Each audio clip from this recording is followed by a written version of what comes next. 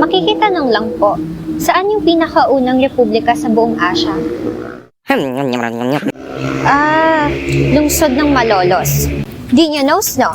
Para malos nyo na, sumama ka sa alam nyo ba 10 facts about Malolos. Katulad ng sinabi ni ate, ginanap sa Baraswing Church noong 1899 ang Malolos Congress. Ang pangalang Malolos ay nabuo dahil sa hindi pagkakaintindihan ng mga Espanyol at mga katutubo ng Malolos. Ang sabi ng mga katutubo na paluslos ay napagkamalang malolos ng mga praile hanggang sa ito ay patuloy na ginagamit sa karaniwang panahon. Maraming dakila at artista ang nanggaling dito.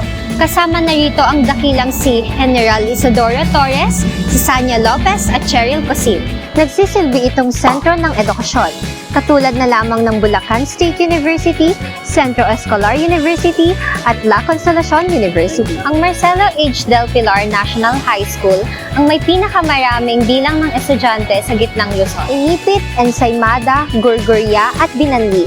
Ilan lamang yan sa mga native delicacies na nagmula dito. Si Jose Rizal ay nagsulat sa Instituto Mujeres. Ito ay isang sikat na liham patukoy sa 21 mga kababaihan ng Malolos na nagpetisyon na magkaroon ng night school para sa mga kababaihan. 51 ang kabuuang bilang ng mga barangay dito.